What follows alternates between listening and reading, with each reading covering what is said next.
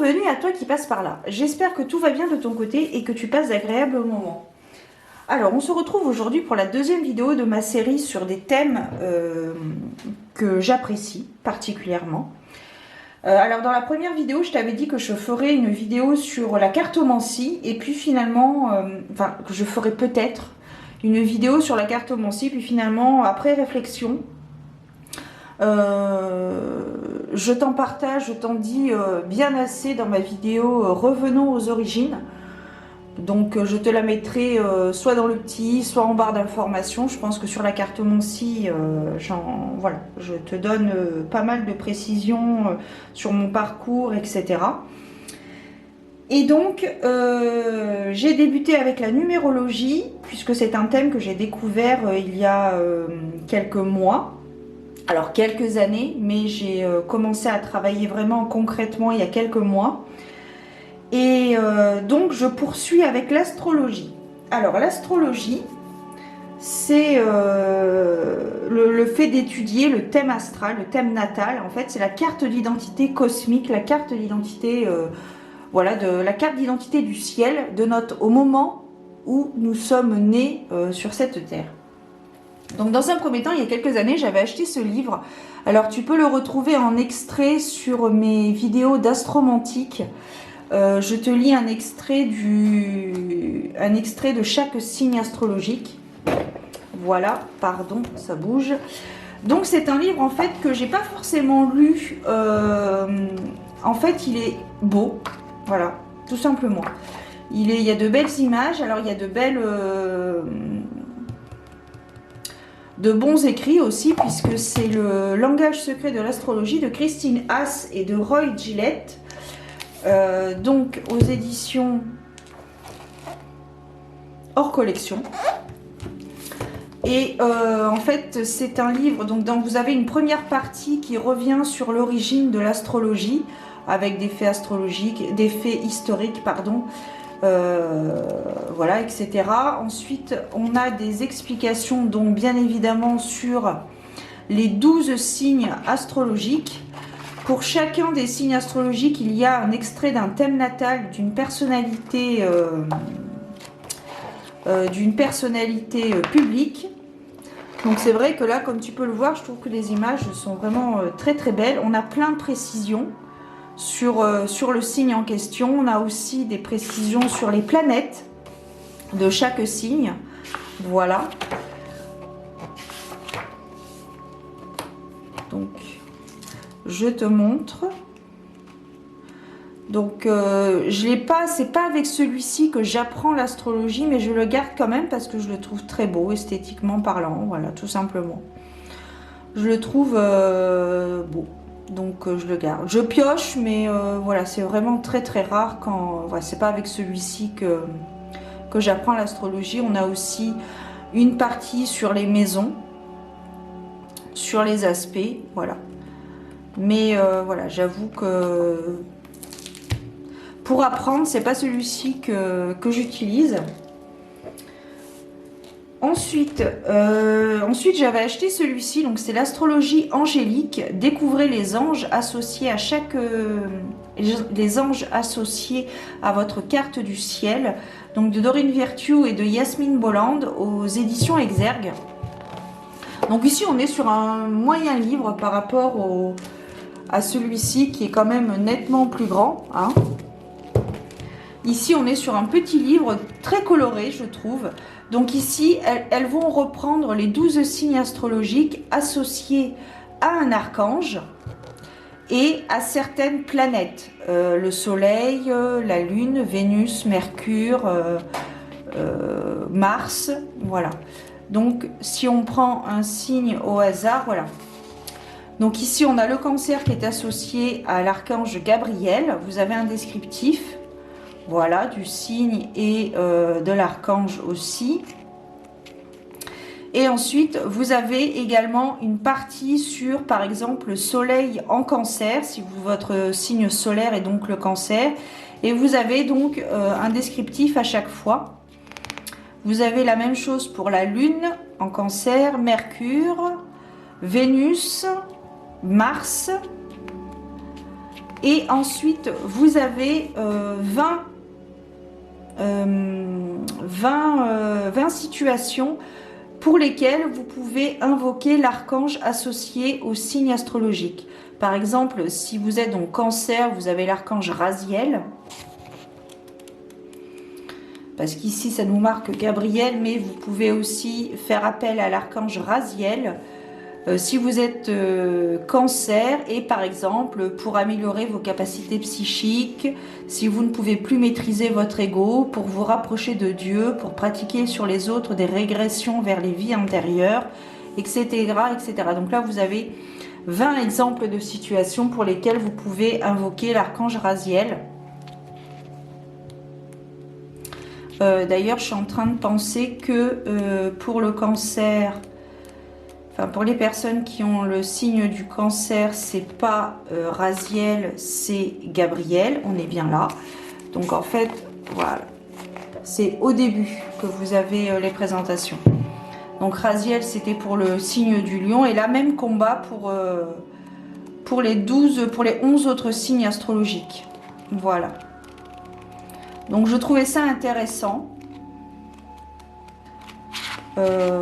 d'avoir cette approche aussi, cette approche, dirais-je, angélique sur les signes astrologiques. Entre-temps, j'ai acheté celui-ci aussi, Les pouvoirs de l'astrologie celtique, découvrez la magie de votre arbre protecteur, de Hermine Degnaud, aux éditions Hellebore. Donc ici, on est sur un certain nombre d'arbres celtiques associés à votre date de naissance. Donc au niveau de la date de naissance, on ne prend que le jour et le mois, on ne prend pas l'année. Mais par exemple, si vous êtes né entre le 12 et le 24 janvier ou entre le 15 et le 25 juillet, vous avez l'arbre l'orme qui y est associé, et à chaque fois vous avez vous avez 3 paragraphes sur la généralité de l'individu, la personnalité et les relations. Pour les arbres, vous avez ensuite une partie sur les animaux totems, donc vous avez différents animaux qui sont énumérés. Par exemple, si vous êtes né entre le 24 décembre et le 20 janvier, vous avez l'animal, donc le cerf, le chevreuil et la biche qui sont associés. Et vous avez un descriptif à chaque fois. Vous avez aussi, il a été rajouté 3 animaux magiques, la licorne, le griffon et le dragon, je crois. On va voir ça. La licorne, le griffon et le dragon, voilà. Et voilà, à chaque fois vous avez ça. Et en 3e partie, vous avez des faits, des histoires, en fait, des faits historiques celtiques par rapport à l'astrologie. Voilà pour ce livre-là qui brille de mille feux. Et enfin, les 2 derniers livres là que je vais te présenter, ceux-là m'ont vraiment, ils m'ont vraiment poussé, motivé à approfondir du coup mon thème astral dans un premier temps, et puis ensuite j'ai eu la possibilité de faire pour des personnes de mon entourage.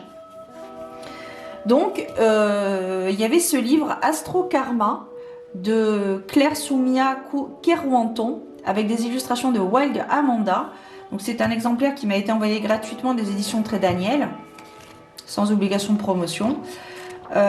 Du coup, je t'ai fait une présentation de ce livre. Je te la mettrai soit dans le petit, soit en barre d'informations si tu souhaites aller voir un petit peu plus loin.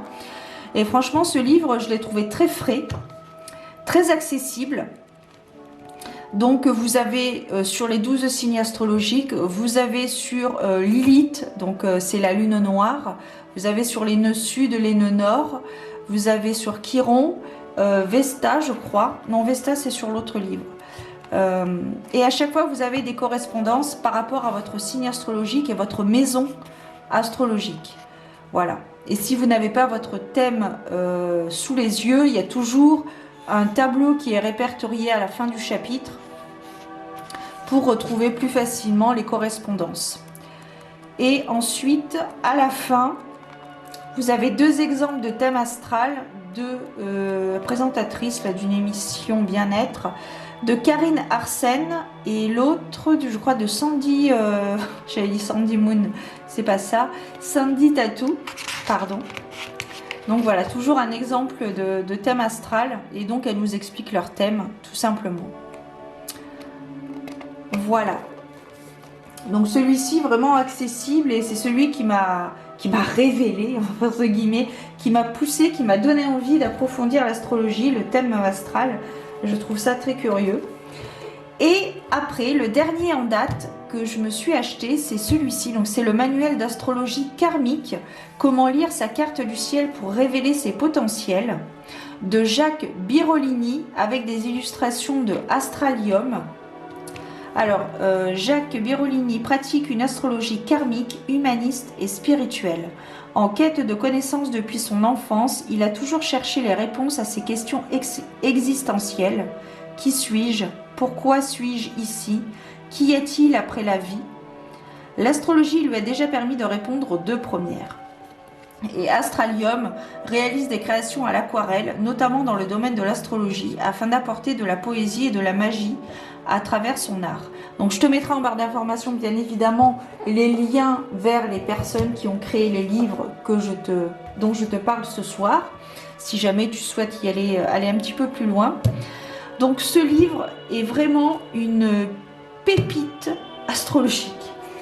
J'ai beaucoup aimé l'approche de l'auteur, et j'ai essayé de regarder un petit peu plus loin, et je suis tombée sur quelques interviews qu'il a faites sur YouTube. Je te mettrai d'ailleurs en barre d'informations l'une d'entre elles que j'ai trouvée assez pertinente. Donc, dans un premier temps, vous avez donc toujours des petits effets sur l'astrologie, etc. Ensuite, donc ça c'est un exemple de thème astral. Donc voilà, ça c'est notre carte de naissance de chacun, le jour où nous sommes nés. Alors bien évidemment, elle est différente de celle-ci, sauf si c'est la tienne, mais je sais pas.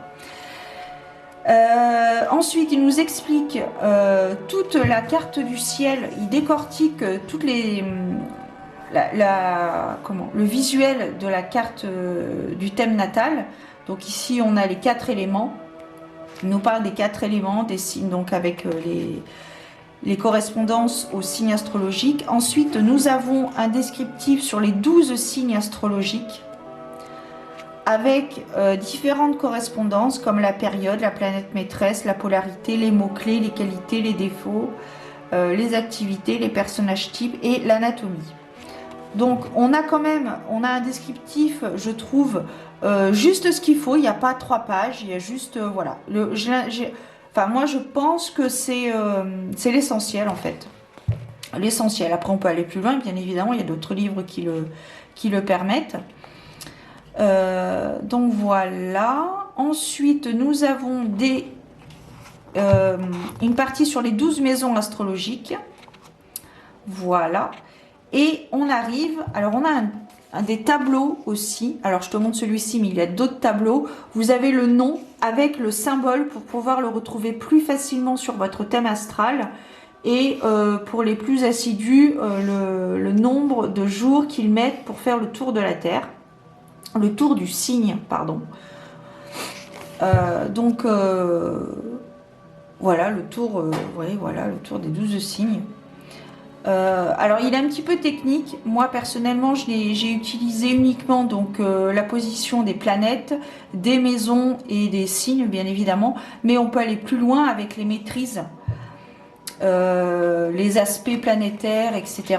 Pour l'instant je ne m'en cantonne pas, je fais à mon rythme parce qu'il y a vraiment beaucoup de choses à apprendre et à savoir surtout.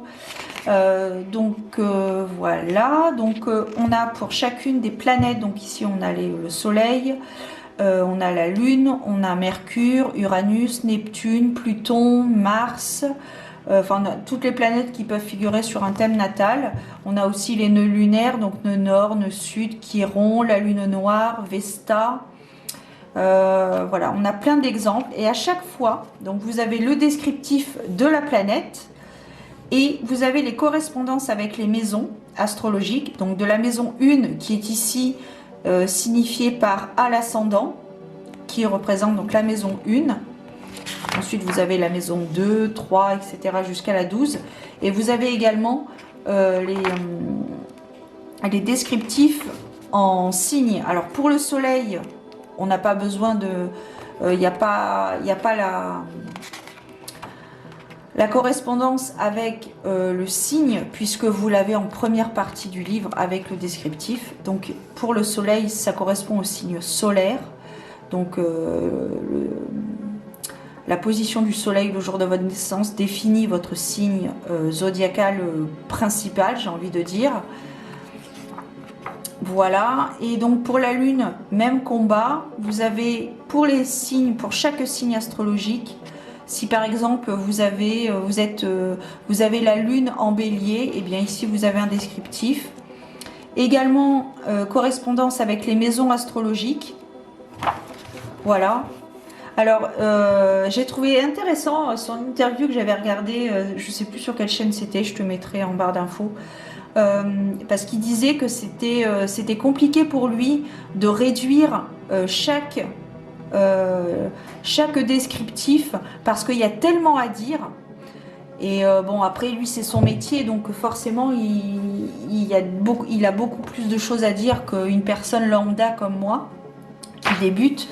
Et donc du coup, mais néanmoins, je trouve que les petits chapitres qui donnent, les descriptifs, les petites phrases qui donnent, sont quand même assez explicites et elles sont quand même très intéressantes. Je trouve par rapport, elles correspondent bien à mon thème astral et même les thèmes astrales que j'ai pu faire pour d'autres personnes de mon entourage. Sont vraiment, enfin ça leur parle. Donc vraiment, c'est incroyable. C'est comme la numérologie, c'est incroyable. Mais après, je ne te cache pas que j'ai plus d'atomes crochus avec la numérologie qu'avec l'astrologie. J'aime beaucoup l'astrologie, m'y intéresser, mais j'avoue que à choisir, j'aurais une préférence pour la numérologie. Mais je trouve ça assez curieux aussi quand même de comprendre. Tu sais, moi je suis une personne qui aime comprendre pourquoi.